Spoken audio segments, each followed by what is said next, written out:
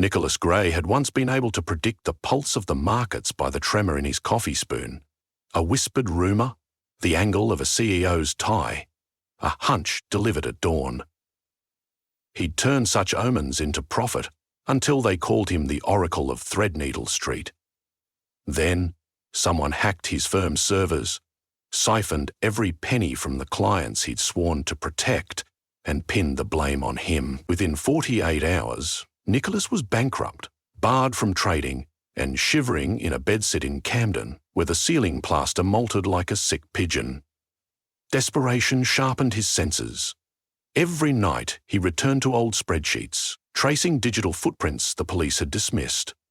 At 3 one morning, he found a pattern. The stolen funds had cascaded through banks that no longer existed, then settled in an account named Quarter Jew, a nonsense string the trace program translated as Quarter Jew Underground Vault. The transfer timestamp read 2:13, followed by the words Al W.Y. West. Aldwych Station had been closed since 1994. He had nothing left but an Oyster card loaded by a sympathetic cousin, so he packed a thermos and an LED torch, then descended the stone steps on a rain-drowned Thursday. Metal gates barred the entrance, chains crusted with rust, but a single padlock hung open, as though inviting him. He shuffled inside, feeling the temperature drop 10 degrees. The tiled corridors smelled of iron dust and cut flowers. The escalators were frozen in mid-climb, their cones furred with grime. On the lowest landing stood a wall that should have been solid, yet Nicholas saw through it. A faint shimmer revealed a platform lit by green lamps, and beyond the platform a second set of rails that were not on any map. An abandoned spur, perhaps, or he swallowed the place his money now lived. He pushed. The wall gave like a bead curtain. His torch faltered, then steadied to illuminate a platform populated by beings no human architect would plan for. Men and women no taller than his elbow, clad in waistcoats woven from beetle shells, wings folded like lace fans. A woman taller than Nicholas, her skin made of London clay, pigeons roosting in her hair. A rat in a cravat discussing interest rates with a fox wearing half-moon spectacles. A bronze sign hung above them. Court of Fortune, all luck must be ratified. Auction 2:13. AM sharp. A steam whistle pealed. Out of the darkness glided a train composed of Victorian carriages, their windows glowing chartreuse. When the doors sighed open, passengers spilled out, carrying velvet sacks tied with strands of human hair. They filed toward an alcove where a rostrum overlooked the tracks. Behind it perched a child-sized man in a tricorn hat, a gavel carved from blackthorn in his hand. Nicholas lurked near a parcel crate, heart galloping, while the auctioneer rapped for silence. "Lots this evening!" cried the tricorn. "Include a decade's run of minor windfalls, loose change, cancelled dentist appointments, seats appearing on crowded tube trains, and donated by tonight's most daring thief, the consolidated fortune of Nicholas Gregory Gray, erstwhile Baron of Wall Street." A ripple of chirps, squeaks, and whispering glass. Nicholas tried to inhale, but air had fled. "Objection," he croaked. 20 heads swiveled toward him. The auctioneer peered over spectacles. "State your standing." "I'm Nicholas Gray. That wealth is mine." Hissing rose like steam from 100 kettles. The clay lady chuckled, shedding pebbles. The auctioneer tamped the gavel. "We recognize no mortal claim unless the mortal stands under the law of riddles. Will you submit?" Nicholas inched forward, remembering childhood afternoons spent with puzzle books while his classmates played football. "I submit," he said, hoping his voice didn't crack. The tricorn gestured. "Approach." Nicholas mounted the rostrum, its wood marbled with circuitry. "Explain this court," he demanded, though softly. "Simple," said the Faerie. "Luck is the only true currency. Humans waste it blindly, so we distribute it where whim and justice coincide. Your fortune was ribald, reckless, centered with hubris, ideal for tonight's exchange." Hubris, he snapped. I earned that money. Did you? A pause, delicately barbed.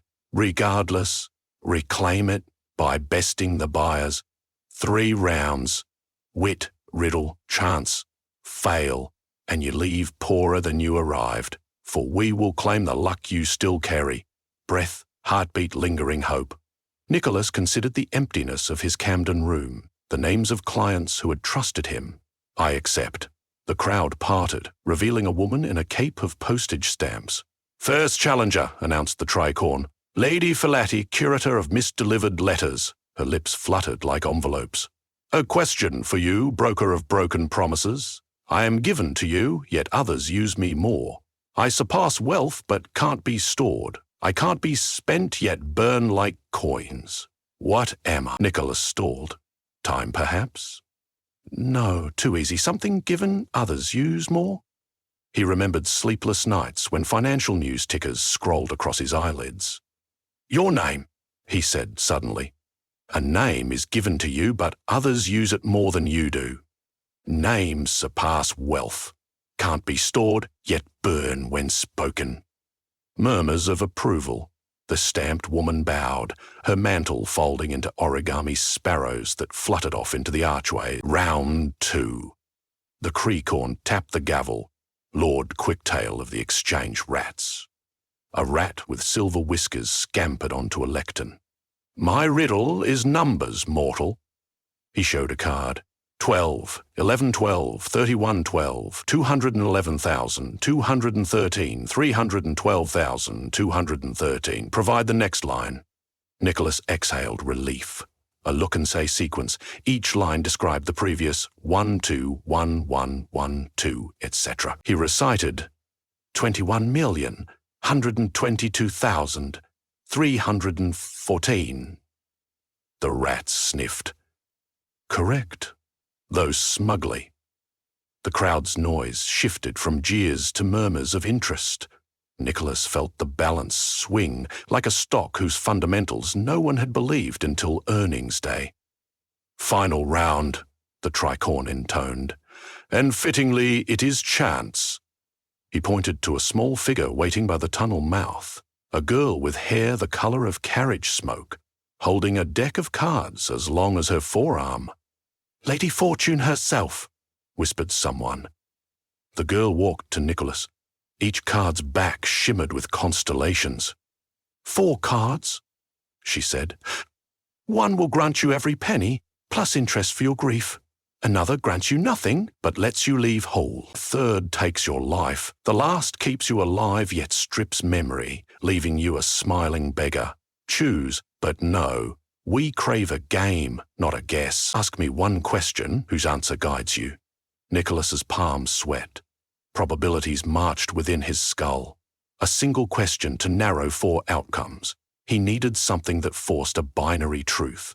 Halving the risk, then another logical wedge. No, one question only. He recalled the simplest hedge taught by his first mentor. Always trade information before capital. He addressed the girl. Describe, he began, which card the previous winners of this trial have most often chosen. She grinned, revealing teeth like chalk. Most often, they pick the card of empty-handed mercy. They fear death more than poverty. Instantly he saw it. If most choose mercy, the court would weight that card toward danger next time. They dealt in controlled volatility. Nicholas ignored the mercy card, instead listening to his internal ticker of lessons. Dare when others dread. He reached for a violet-edged card. Turning it, he saw a field of gold coins flowing like liquid. Gasps rose. The tricorn struck the dais. The mortal wins. A booming clatter echoed inside the tunnel. A brass strongbox rattled onto the platform. It opened, coughing up sheaves of share certificates, bearer bonds, and wires of digital code flickering like electric eels. His fortune. Itemized and whole. Nicholas's knees wobbled. He imagined cab rides without counting change, and better, writing checks to every client who'd believed he'd robbed them. Yet as he touched the strongbox, Candle-sized sprites fluttered around him, shedding sparks that smelled of hedgerows. The girl with the deck stood close, eyes huge. "Payment due," she said. "I won," he argued. "You won your fortune," corrected the tricorn. "But the court itself transacts in luck. To participate was to gamble with it. Your account is negative. A token must change hands." "What token?" The clay lady lumbered forward. "Give us the memory you value most," she suggested. "Or your ability to feel midday sunlight as warmth, not glare." She smiled. "Small rates for large rewards." Nicholas's mind buckled. The jubilation of victory curdled. He thought of holidays in Brighton with his mother, of his father teaching him to tie a tie, of the sudden uplift when he'd first understood compound interest. Which memory mattered most? He couldn't quantify it. "Wait," he said. "What if I renegotiate? Laughter like broken mirror glass. Our terms are older than monarchies." Yet something tickled.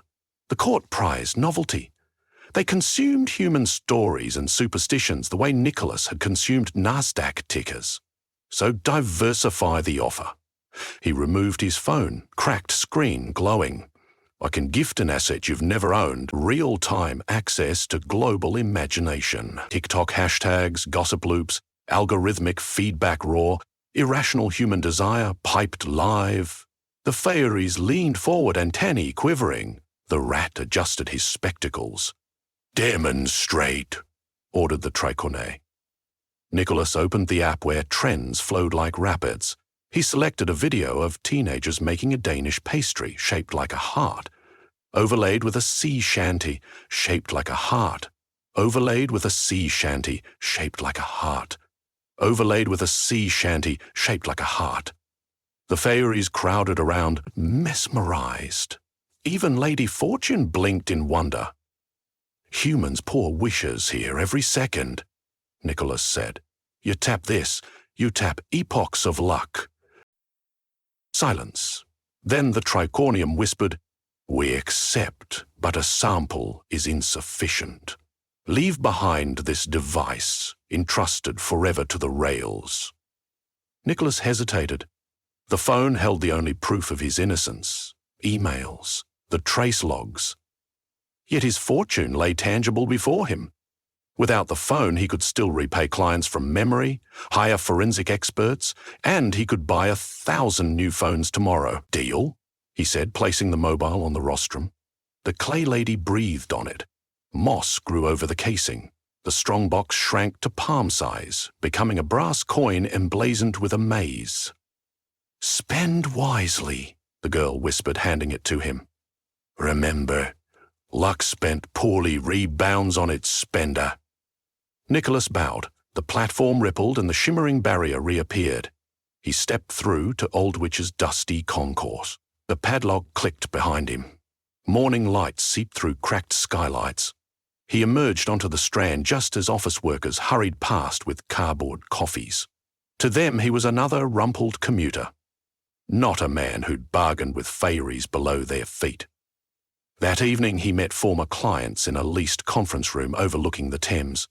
He emptied the brass coin onto the table. It dissolved into wire transfers blossoming on their phone. Debts vanished. Pensions restored, college funds resurrected. Some wept, others stared at Nicholas with something like reverence. By week's end, regulators cleared his name. The hacker revealed as a rival firm now experiencing a sudden cascade of misfortune. Small outages, missed flights, critical emails lost to spam.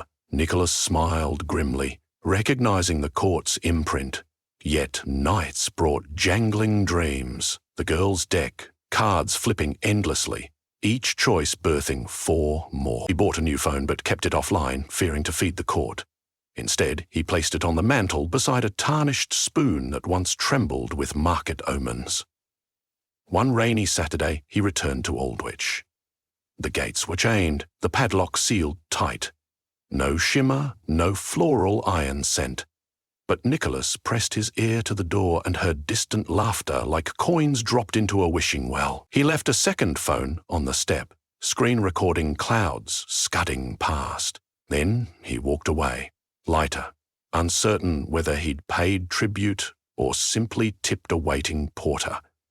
Because in the dark between rail ties, far from timetables and CCTV, a court still convened beneath London, and every decision of risk and reward, tilt and tumble, tremor and boon flowed from that subterranean bench where a disgraced stockbroker had once reclaimed his fortune, only to discover that luck, like all currencies, demands continual reinvestment.